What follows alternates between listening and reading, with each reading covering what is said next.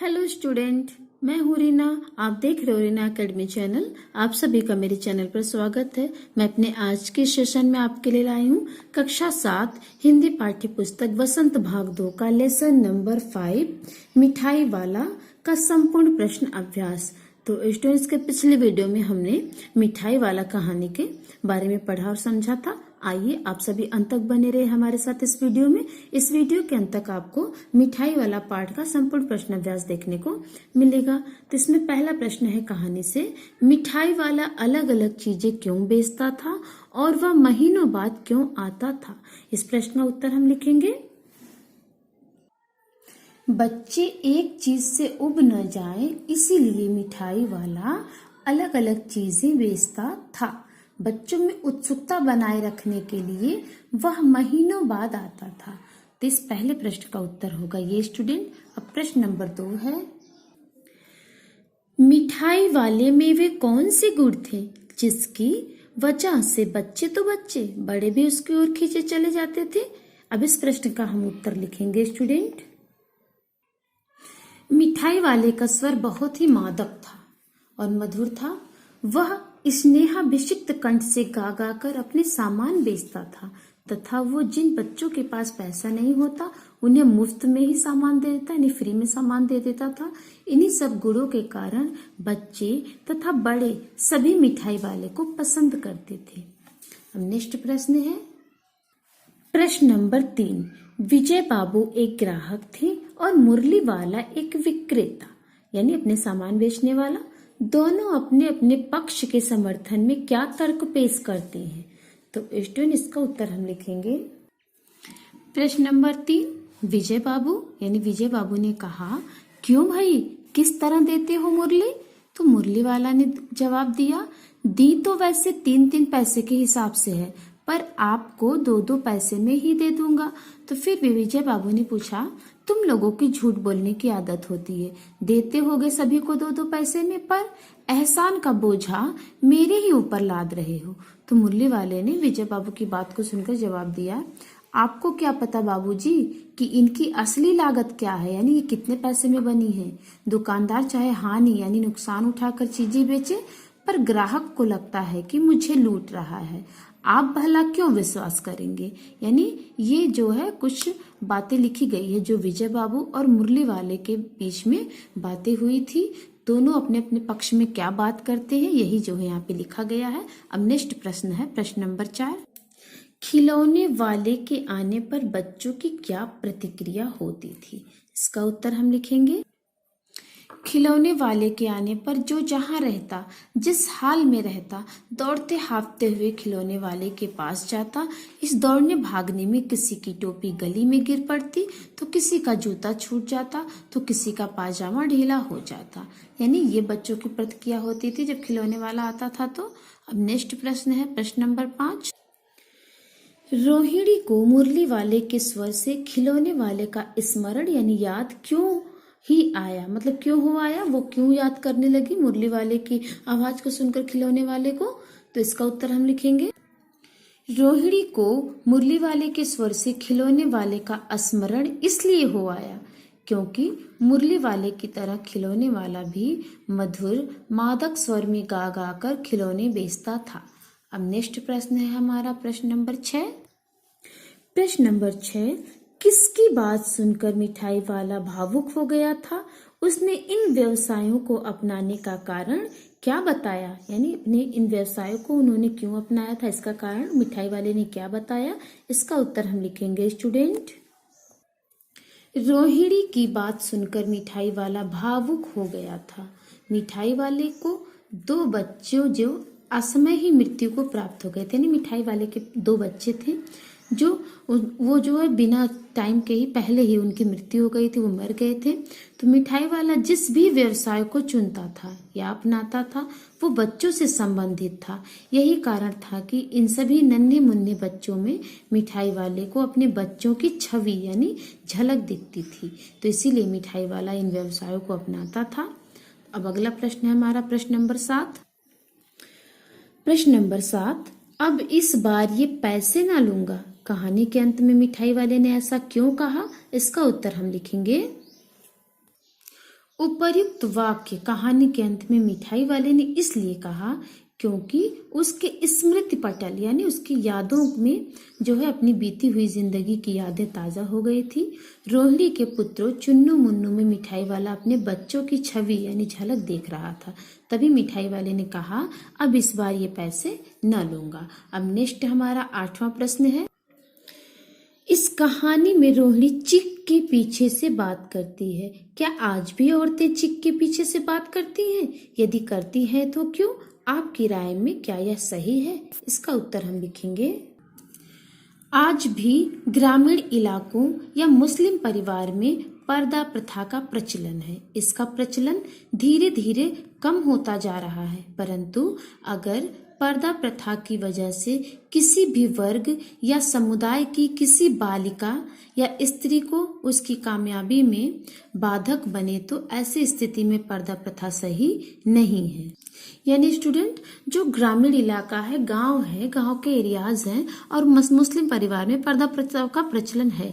ये प्रचलन तो ठीक है, लेकिन अगर ये पर्दा प्रथा की वजह से किसी भी वर्ग या समुदाय की किसी भी स्त्री या बालिका को उसकी कामयाबी में अगर बाधक बने ये पर्दा प्रथा, तो ये हमारे हिसाब से सही नहीं है। क्योंकि जैसे बहुत से समुदाय या वर्ग में ऐसा होता है कि लड़कियां घर से बाहर नहीं निकलेगी, उनको पढ़ने के लिए दूर कॉलेज में नहीं जाना चाहिए। अगर ये सब बातें आती है, ऐसी स्थिति में पर्दा प्रथा सही नहीं है। नहीं तो इनका प्रचलन जो है धीरे धीरे कम ही होता जा रहा है। लेकिन किसी न किसी वजह से पर्दा प्रथा का प्रचलन आज भी हमारे समाज में है, वो ठीक है। लेकिन अगर पर्दा प्रथा की वजह से किसी बालिका या किसी स्त्री की कामयाबी में रुकावट आए, बाधा आए, तब वहां पे पर्दा प्रथा सही नहीं है। अब नेक्स्ट है कहानी से आगे।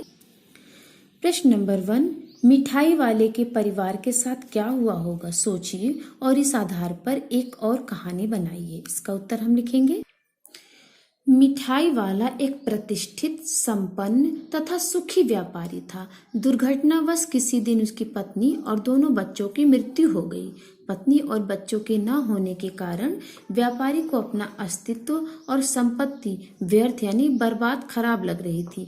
अतः इसी कारण मिठाई वाले ने अपने दुख को भुलाने के लिए दूसरे बच्चों की खुशी में अपनी खुशी को ढूंढने की चेष्टा की और इसमें उसे काफी हद तक सफलता भी मिली। तो ये थी कहानी। अब नेक्स्ट है प्रश्न नंबर 2, हाट, मेले, शादी और आयोजनों में कौन कौन सी चीजें आपको सबसे ज्यादा आकर्षित करती हैं?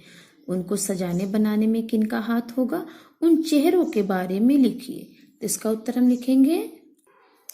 हाट, मेले, शादी में निम्नलिखित चीजें हमारा ध्यान आकर्षित करती हैं, जैसे मिठाइयाँ, खिलौने, झूले, चाट पकौड़े आदि। मिठाइयाँ हलवाई द्वारा बनाए जाते हैं, खिलौने कारीगरों द्वारा बनाए जाते हैं, झूले एक से अधिक श्रमिक यानी जो काम करने वाले मजदूर होते हैं मिलकर लगाते हैं। उनके चेहरे से उनके परिश्रम और उनकी व्यस्तता स्पष्ट झलकती है। यानी अगर हम उनके चेहरे को देखेंगे तो हमें लगता है कि उनका जो परिश्रम है, जो मेहनत है और व्यस्तता, मतलब वो कितनी बिजी होती है, ये सब चीज उनके चेहरे को देखने से हमको स्पष्ट तरीके से पता चलती है। अब नेक्स्ट प्रश्न है प्रश्न नंबर 3, इस कहानी में मिठाई वाला दूसरों को प्यार और खुशी देकर अपना दुख कम करता है। इस मिजाज की और कहानियां, कविताएं ढूंढिए और पढ़िए। तो स्टूडेंट, आप स्वयं करेंगे इस काम को पुस्तकालय की मदद से। तो ये काम आपको स्वयं करना है। अब नेक्स्ट है हमारा अनुमान और कल्पना। प्रश्न है, आपकी गलियों में कई अजनबी फेरी वाले आते होंगे। आप उनके बारे में क्या क्या जानते हैं? अगली बार जब आपकी गली में कोई फेरी वाला आए तो उससे बातचीत कर जानने की कोशिश कीजिए। इसका उत्तर हम लिखेंगे। हमारी गली में मौसम के अनुसार कई फेरी वाले आते हैं, जैसे मूंगफली वाला, चाट वाला, फल वाला, सब्जी वाला, खिलौने वाला, आइसक्रीम वाला, कपड़े वाला आदि। ये सब बड़ी मीठी स्वर में पुकार करके अपनी चीजें बेचते हैं। ये लोग पूंजी के अभाव में कम पैसे में अपनी चीजें घूम घूम कर बेचते हैं। अगर इनके पास पूंजी होती तो ये बड़े दुकानदार होते। तो ये हो गया हमारा। अब इसमें नेक्स्ट है कि आप किसी फेरी वाले से बातचीत करके उसके बारे में जानने की कोशिश कीजिए। तो आप स्वयं भी बातचीत कर सकते हैं। आगे नेक्स्ट हमने एक फेरी वाले से बातचीत के कुछ अंश को लिखा है। चाट, आलू टिक्की फेरी वाले से बातचीत। तो चाट वाला, 5 की 1 और 10 की 2 टिक्की। मतलब चाट वाला अपने टिक्की को बेचते हुए कह रहा 5 के 1 और 10 के 2 टिक्की। तो बालक आता है, वो कहता 10 रुपए के तो 3 मिलते हैं। तो चाट वाला बोला मेरे आलू टिक्की विशेष प्रकार के हैं, मैं तो 10 रुपए का 2 ही देता हूँ। तो बालक कहता अच्छा तो 20 रुपए का आलू टिक्की दे दो। तो ये है स्टूडेंट एक फेरी वाले और एक बालक के बीच बातचीत का कुछ अंश। अब नेक्स्ट है प्रश्न नंबर 2, आपके माता पिता के जमाने से लेकर अब तक फेरी की आवाजों में कैसा बदलाव आया है? बड़ों से पूछकर लिखिए। इसका उत्तर हम लिखेंगे। हमारे माता पिता के जमाने में प्रायः सभी वस्तुएं फेरी वालों से ही खरीदा जाता था। वह मधुर स्वर में गा गा कर अपना सामान बेचा करते थे। लेकिन आजकल फेरी वालों की संख्या में काफी कमी आ गई है। लोग प्रायः ब्रांडेड सामान खरीदना पसंद करते हैं, अतः वे अधिकतर सामान दुकान से लेते हैं। अब फेरी वालों की संख्या में कमी हो गई है। इसका उत्तर हमने लिखा। अब नेक्स्ट है प्रश्न नंबर 3, क्या आपको लगता है कि वक्त के साथ फेरी के स्वर कम हुए हैं? कारण लिखिए। इसका उत्तर हमने लिखा है। यह सही है कि वक्त के साथ फेरी वालों के स्वर कम हुए हैं, क्योंकि लोगों की रुचि ब्रांडेड तथा महंगे सामानों की तरफ हो गई है। परिणाम स्वरूप फेरी वालों का सामान ज्यादातर लोग नहीं लेते या फिर खरीदते, तभी जो है फेरी वालों की संख्या में कमी हो गई है। अब नेक्स्ट है भाषा की बात। मिठाई वाला, बोलने वाली गुड़िया। ऊपर वाला का प्रयोग है। अब बताइए कि क वाला के पहले आने वाले शब्द संज्ञा, सर्वनाम, विशेषण आदि में से क्या है? और ख ऊपर लिखे वाक्यांशों में उनका क्या प्रयोग है? इसका उत्तर हम लिखेंगे। मिठाई वाला शब्द संज्ञा है तथा बोलना क्रिया। ख मिठाई वाला शब्द विशेषण है, जबकि बोलने वाली गुड़िया में गुड़िया संज्ञा है।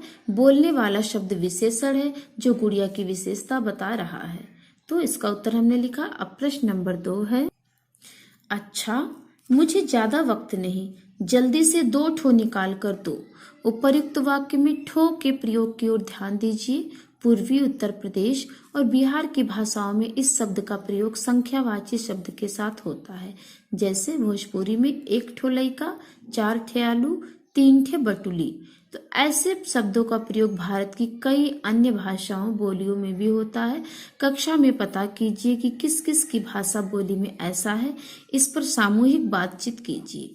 तो स्टूडेंट झारखंड की हिंदी, बंगला तथा असमी भाषा में भी ठो शब्द का प्रयोग होता है। बाकी जो है नेक्स्ट वो जो पता करने वाला काम है वो विद्यार्थी स्वयं करेंगे। अब नेक्स्ट है प्रश्न नंबर 3, वे भी जान पड़ता है पार्क में खेलने निकल गए हैं। क्यों भाई, किस तरह देते हो मुरली? दादी चुन्नू मुन्नू के लिए मिठाई लेनी है, जरा कमरे में चलकर ठहराओ। तो भाषा के ये प्रयोग आजकल पढ़ने सुनने में नहीं आते। आप ये बातें कैसे कहेंगे, इसके बारे में हम लिखेंगे। लगता है वे भी पार्क में खेलने निकल गए हैं। भैया इस मुरली का मूल्य क्या है? अब तीसरी बात जो थी, दादी चुन्नू मुन्नू के लिए मिठाई लेनी है, जरा जाकर उसे कमरे में बुलाओ। तो इन तीनों बातों को हम इस तरह से कहेंगे। अब नेक्स्ट है कुछ करने को। प्रश्न नंबर 1, फेरी वालों की दिनचर्या कैसी होती होगी? उनका घर परिवार कहाँ होगा? उनकी जिंदगी में किस प्रकार की समस्याएं और उतार चढ़ाव आते होंगे? यह जानने के लिए 3-3 के समूह में छात्र छात्राएं कुछ प्रश्न तैयार करें और फेरी वालों से बातचीत करें। प्रत्येक समूह अलग अलग व्यवसाय में जुड़े फेरी वालों से बात करें। तो इसका उत्तर हमने लिखा। फेरी वाले का जीवन काफी कठिन होता है। वह सुबह से शाम तक गलियों के चक्कर लगाते रहते हैं। उनका घर परिवार उनसे अलग गांव या दूसरे शहर में होता है। उनके जीवन में अनेक समस्याएं आती होंगी, जैसे पूरा सामान न बिकना, सामान का खराब हो जाना या किसी मौसमी प्रकोप के कारण घर से बाहर न निकल पाना। कभी कभी इन्हें खरीद से कम में भी माल बेचना पड़ता है, जिससे कि इनका मूलधन यानी जो पैसे इन्होंने लगाए थे सामान को खरीदने में वो डूब जाता है। इस प्रकार की कई समस्याओं का सामना करना पड़ता है। प्रश्नानुसार आज के दौर में अलग अलग व्यवसाय से जुड़े फेरी वालों से उनकी समस्याओं व जीवन के बारे में विद्यार्थी स्वयं बातचीत करें। यानी स्टूडेंट, इसमें जो प्रश्न था कि उनका जीवन फेरी वालों का कैसा होता होगा, कैसी कठिनाइयों का सामना करना पड़ता होगा, इसका उत्तर तो हमने जो है लिख दिया है। बाकी आज के टाइम में जो अलग अलग बिजनेस को करते वाले फेरी वाले जो अलग अलग बिजनेस से जुड़े हुए हैं, उनसे जो है बातचीत जो करना है, तो इस बातचीत के काम को विद्यार्थी स्वयं करेंगे। अब नेक्स्ट है प्रश्न नंबर 2। इस कहानी को पढ़कर क्या आपको यह अनुभूति हुई कि दूसरों को प्यार और खुशी देने से अपने मन का दुख कम हो जाता है? समूह में बातचीत कीजिए। तो इसका उत्तर हमने लिखा है हाँ। फेरी वाले के जीवन में इस बात का पता चलता है कि दूसरों को प्यार और खुशी देने से दुख कम हो जाता है। जैसे मिठाई वाले के बच्चे और पत्नी की मृत्यु के बाद वह दूसरे बच्चों को उनकी पसंद का सामान ला ला कर बेचता, तो उसके चेहरे पर खुशी की लहर देखकर उसे संतोष, धैर्य और सुख की अनुभूति होती थी। वह उन्हीं में अपने बच्चों की झलक देखता था। इसलिए कहा भी गया है कि दुख बांटने से कम होता है। ये हो गया हमारा उत्तर। अब नेक्स्ट प्रश्न है प्रश्न नंबर 3। अपनी कल्पना की मदद से मिठाई वाले का चित्र शब्दों के माध्यम से बनाइए।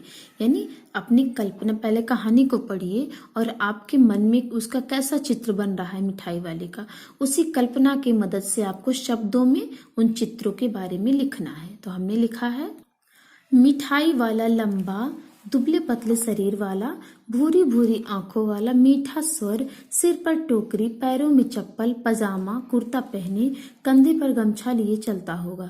वह सिर पर पगड़ी बांधता होगा। अपने सिर पर फेरी का सामान बांध कर रखकर मीठे स्वर में आवाज लगाता हुआ गली गली में आता होगा, तो बच्चे दौड़कर उसे घेर लेते होंगे। तो ये हमने लिखा फेरी वाले, मिठाई वाले के बारे में। तो स्टूडेंट, हमारा लेसन नंबर 5 मिठाई वाले का प्रश्न अभ्यास पूरा हुआ। तो कैसी लगी आपको हमारी वीडियो? अगर हमारे द्वारा दी गई जानकारियाँ आपको समझ में आए, आपके लिए महत्वपूर्ण हो, तो हमारे चैनल को सब्सक्राइब करिए और वीडियो को लाइक करिए। मिलते हैं हम आपसे अपने अगले वीडियो में। तब तक के लिए धन्यवाद।